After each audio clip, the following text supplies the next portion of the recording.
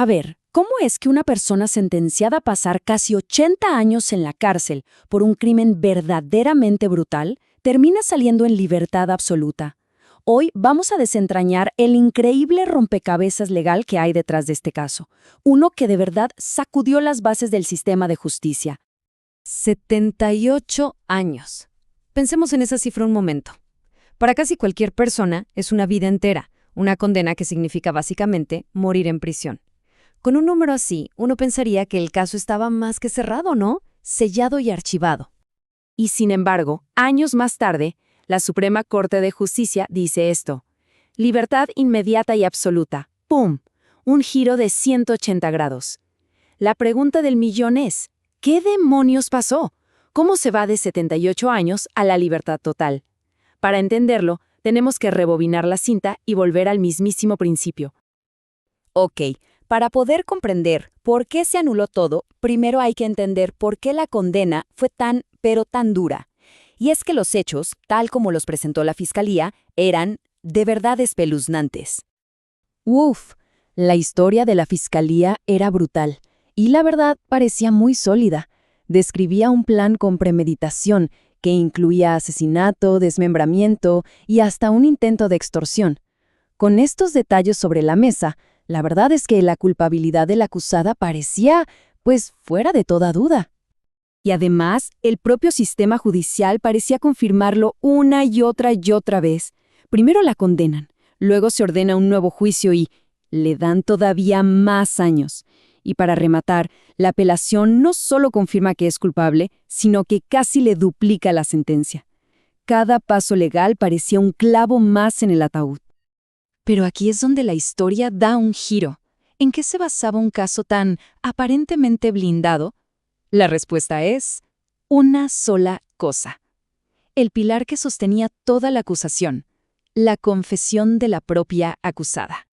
Así como lo oyen, 2 confesiones, súper detalladas, donde ella misma narraba todo lo que acabamos de ver. Sin esas declaraciones, el caso de la Fiscalía se desmoronaba por completo. Era, sin lugar a dudas, la prueba reina. Y aquí es donde las 2 versiones de la historia chocan de frente. Por un lado, la versión oficial, que ella confesó por voluntad propia, con su abogado presente y todo en orden. Pero por el otro, empezaron a saltar las alarmas. La confesión se obtuvo bajo una figura legal muy polémica, mientras ella denunciaba tortura psicológica, amenazas a su familia y, lo más importante, en la primera oportunidad que tuvo frente a un juez, se retractó de todo. Para entender el contexto, es clave saber qué es esto del arraigo. Miren, es una figura que permite detener a alguien por un buen tiempo sin siquiera presentarle cargos formales, solo para investigar. Esto crea un ambiente de muchísima presión, donde los derechos de la persona detenida, según muchos críticos, son increíblemente vulnerables. Y fue justo esa vulnerabilidad, esa gran duda sobre la confesión, lo que activó un principio legal que literalmente tiró abajo todo el caso de la Fiscalía como si fuera un castillo de naipes. Este principio tiene un nombre muy gráfico: la doctrina del fruto del árbol envenenado. La lógica es bastante simple, la verdad. Si el árbol de donde sacas la fruta está envenenado, pues la fruta también lo estará. En términos legales, si una prueba, el árbol, se obtiene de forma ilegal, como una confesión forzada, entonces cualquier otra prueba que encuentres gracias a esa primera, el fruto, también se contamina y ya no vale en un juicio. Y la Corte aplicó esta lógica de forma demoledora. Primero dijo: Estado, no hay pruebas suficientes de que esta confesión fue voluntaria, por lo tanto, inválida. Segundo, esa confesión se convirtió en el árbol envenenado. Y tercero, la consecuencia inevitable, todo lo que se descubrió a partir de ahí se considera fruto contaminado y se va a la basura. El efecto dominó fue brutal. Pruebas que sonaban súper contundentes, como la mancha de sangre, la licencia de la víctima, la computadora con las cartas de extorsión, hasta la compra de la sierra. Todo eso quedó anulado. ¿La razón? Muy simple.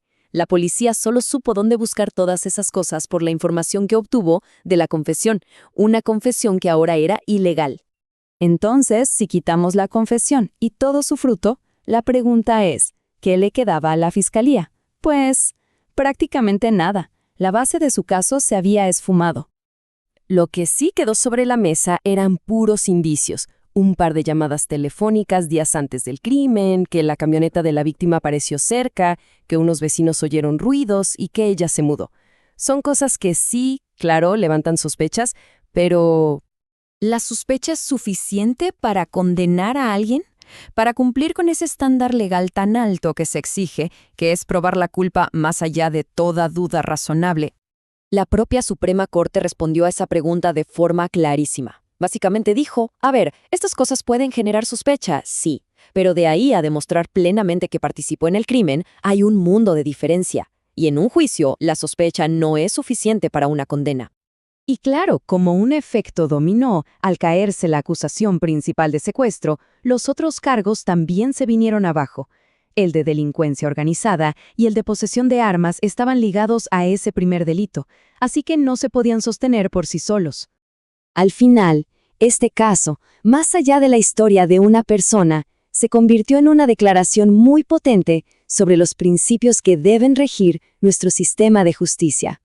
La decisión reafirmó una idea que es central en el derecho. El Estado tiene la obligación de investigar y castigar el crimen. Por supuesto, pero no a cualquier precio. Tiene límites. No se pueden violar derechos fundamentales ni siquiera para resolver los crímenes más terribles. El fin no justifica los medios.